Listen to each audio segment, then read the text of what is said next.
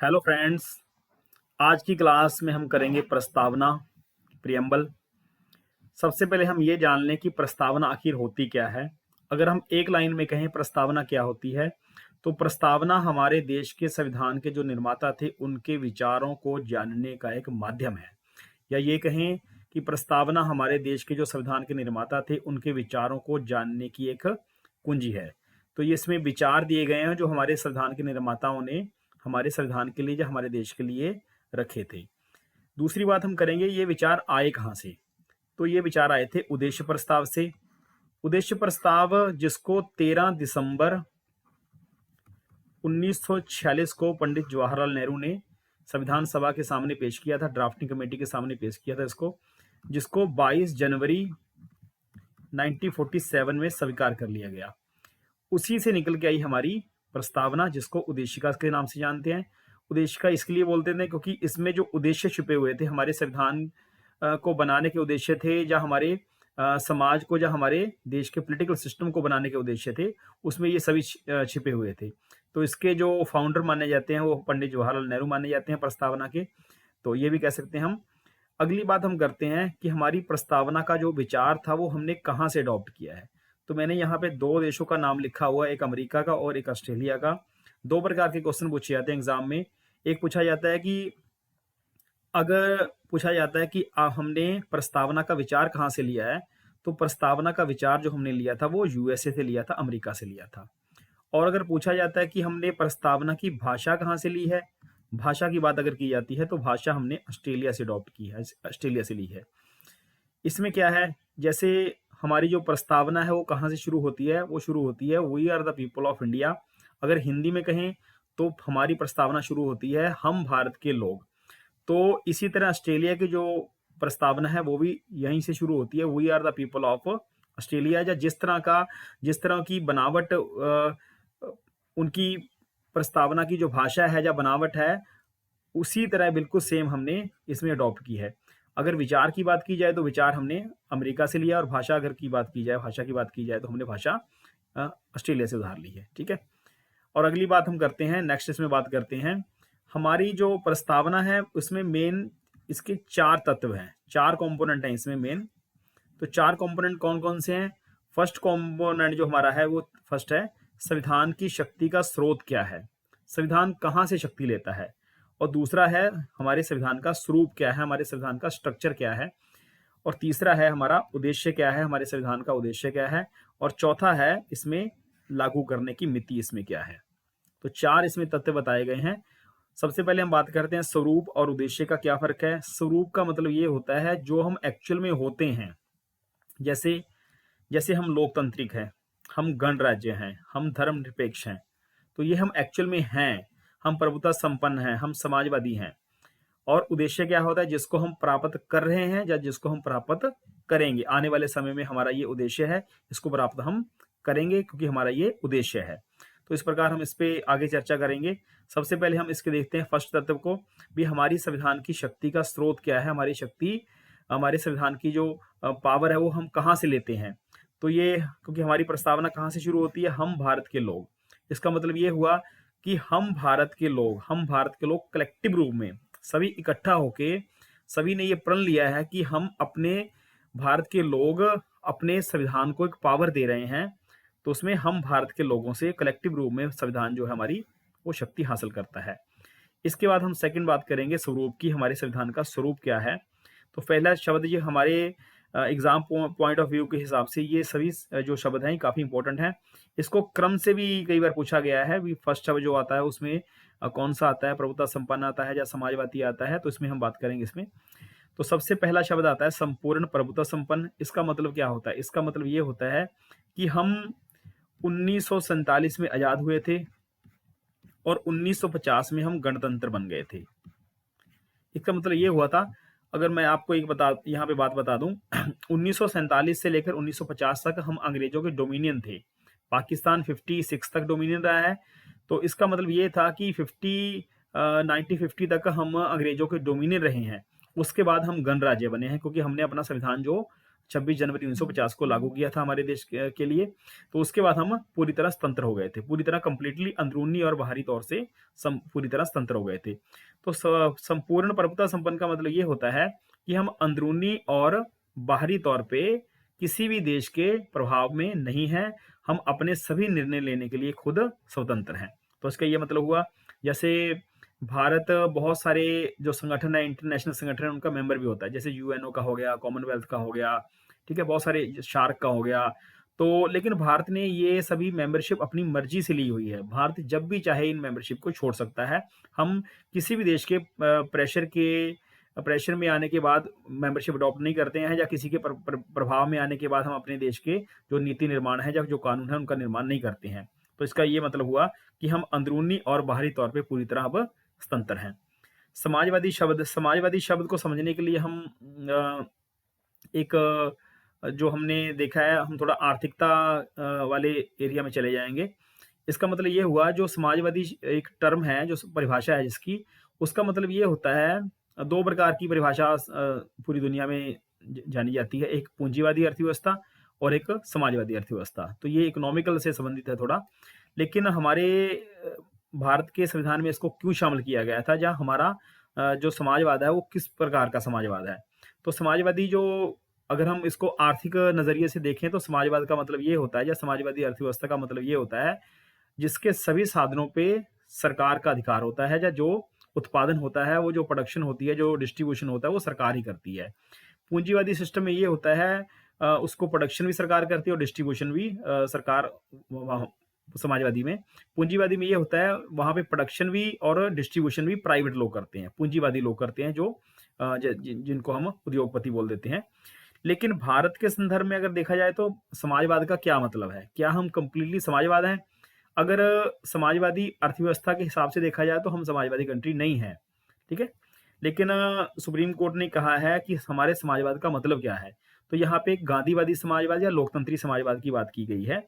जैसे कहा गया है कि हमारे सभी जो भौतिक साधन हैं, हमारे जो भी आर्थिक साधन हैं, उन पे सभी लोगों का बराबर से अधिकार होगा, लोकतांत्रिक तरीके से अधिकार होगा। यहाँ पे लोकतांत्रिक तरीके से सभी लोगों को भौतिक साधनों की जो प्रयोग है उसका इस्तेमाल करने की जो खुली छूट होगी, सभी लोग बराबर से अपने भौतिक साधनों का इस्तेमाल जो कर सकते हैं। यहाँ पे किसी भी आधार पे आर्थिक जो पक्षपात है या भेदभाव वो नहीं किया जाएगा। तो हमारे समाजवाद का मतलब ये है, ना कि हमारे समाजवाद का मतलब आर्थिक विचारधारा से लिया गया है, ठीक है। इसके बाद एक शब्द आता है पंथ निरपेक्ष। इसका मतलब क्या हुआ, अभी हमारे देश का कोई भी पर्टिकुलर तौर पे धर्म नहीं है, हम कोई हिंदू राष्ट्र नहीं है, हम कोई मुस्लिम राष्ट्र नहीं है, जैसे Pakistan Islamic state of Pakistan है। इस प्रकार हमारे देश का कोई भी मान्यता प्राप्त या राज्य द्वारा पोषित है जो वो धर्म नहीं है, हम पूरी तरह सेकुलर कंट्री हैं। लोकतंत्र का मतलब आप जानते हैं, एक बहुत प्रसिद्ध कोटेशन होती है, for the people, of the people और बाय द पीपल। लोगों की चुनी गई सरकार जो होती है, क्योंकि हम अपने देश में जो भी सरकार का चुनाव करते हैं वो लोकतांत्रिक तरीके से ही करते हैं, ठीक है।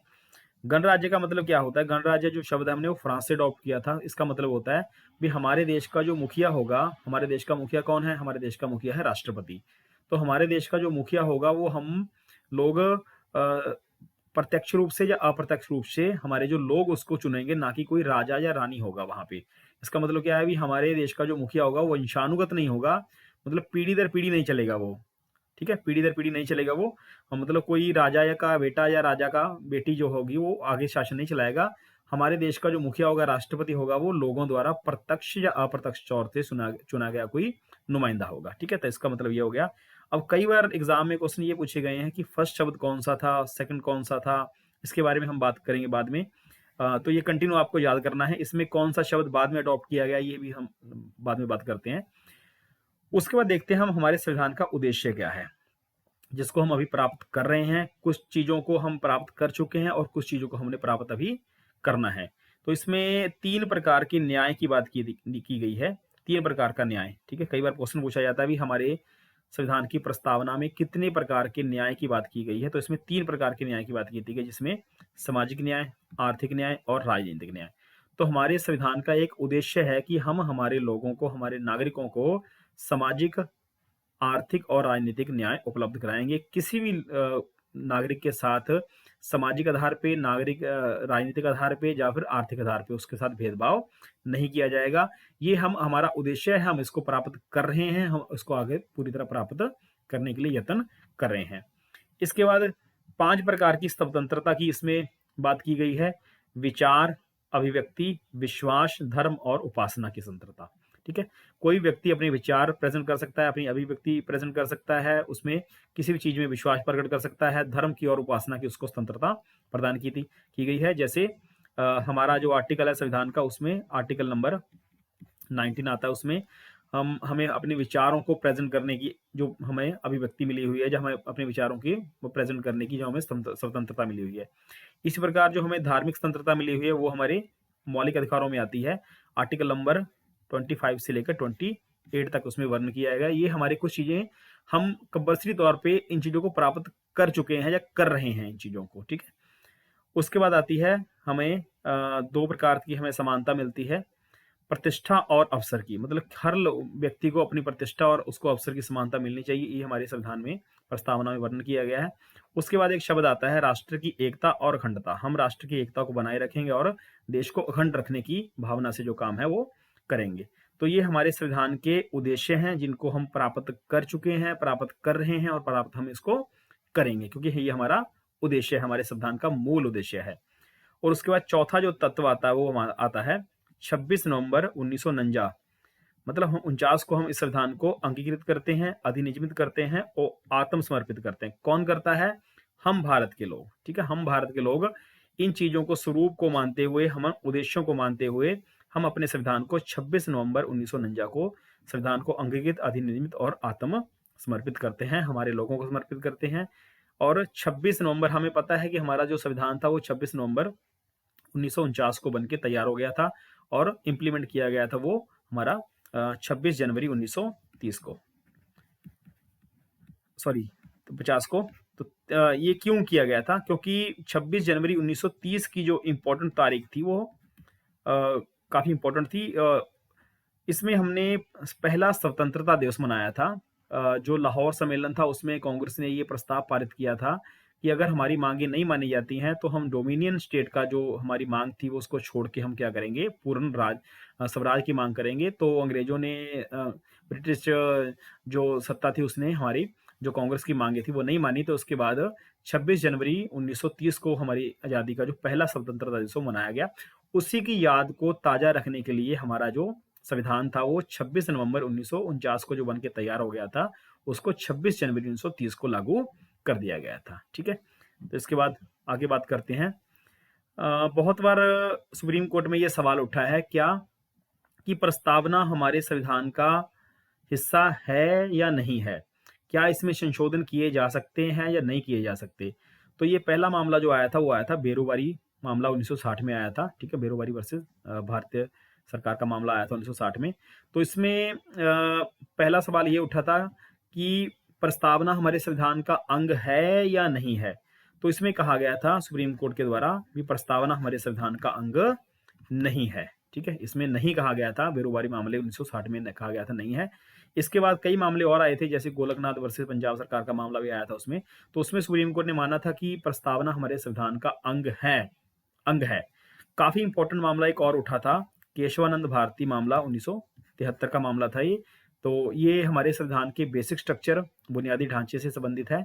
तो इसमें सुप्रीम कोर्ट ने ये क्लियर किया था कि प्रस्तावना हमारे संविधान का अंग है, इसमें संशोधन भी किया जा सकता है। लेकिन सुप्रीम कोर्ट में ने इसमें एक बुनियादी ढांचा, बेसिक स्ट्रक्चर की बात की थी, जिसमें कहा गया था कि संसद इसमें संशोधन कर सकती है, संविधान में संशोधन कर सकती है, लेकिन वो हमारे बेसिक स्ट्रक्चर को बदल नहीं सकती, हमारे बुनियादी ढांचे को बदल नहीं सकती है। तो ये काफी इंपॉर्टेंट मामला था। अगर हम आज बात करते हैं क्या प्रस्तावना हमारे संविधान का अंग है, तो हाँ, प्रस्तावना हमारे संविधान का अंग है।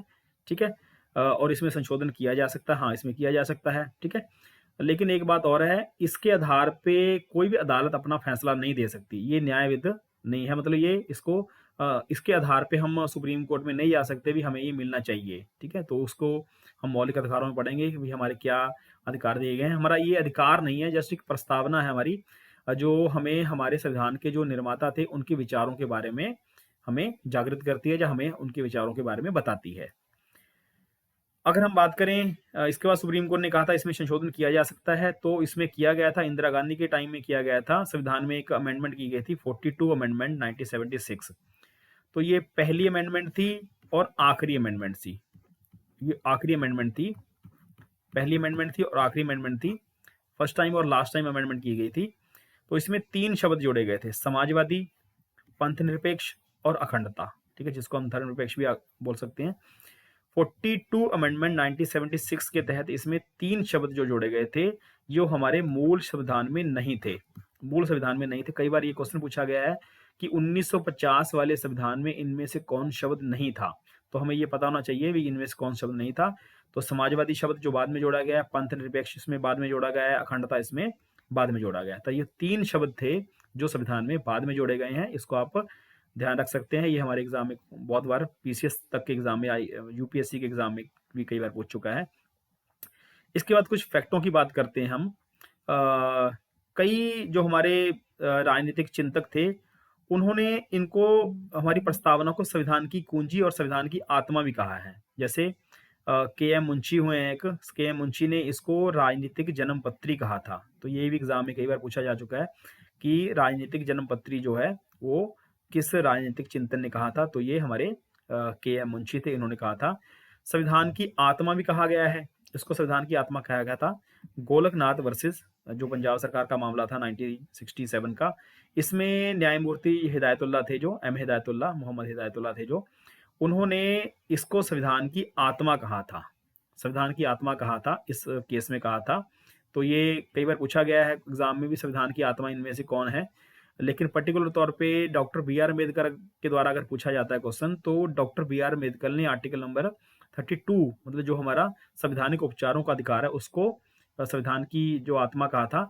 लेकिन अगर पूछा जाता है तो न्यायमूर्ति हिदायतुल्लाह ने संविधान की आत्मा किसको कहा था, तो इन्होंने प्रस्तावना को संविधान की जो आत्मा है उसको बोला था, संविधान की आत्मा इसको बोला था। तो ये था हमारा आज का टॉपिक, प्रस्तावना। काफी इंपॉर्टेंट चैप्टर है ये। हर एग्जाम में इसके साथ संबंधित क्वेश्चन पूछे गए हैं, अलग अलग एग्जाम में पूछे गए हैं, एसएससी में पूछे गए हैं, पीसीएस में पूछे गए हैं, यूपीएससी में पूछे गए हैं। तो आई होप कि आपको ये हमारी आज की वीडियो पसंद आई होगी। आशा करता हूँ मैं कि इस तरह की वीडियो हम और भी आपके लिए लाते रहेंगे। तो मैं आपसे रिक्वेस्ट करता हूँ कि आप इस वीडियो को ज़्यादा से ज़्यादा शेयर करें, लाइक करें, और अगर आपने हमारे चैनल को सब्सक्राइब नहीं किया है तो हमारे चैनल को सब्सक्राइब करें। मिलते हैं एक नई वीडियो के साथ, तब तक के लिए बाय, थैंक यू।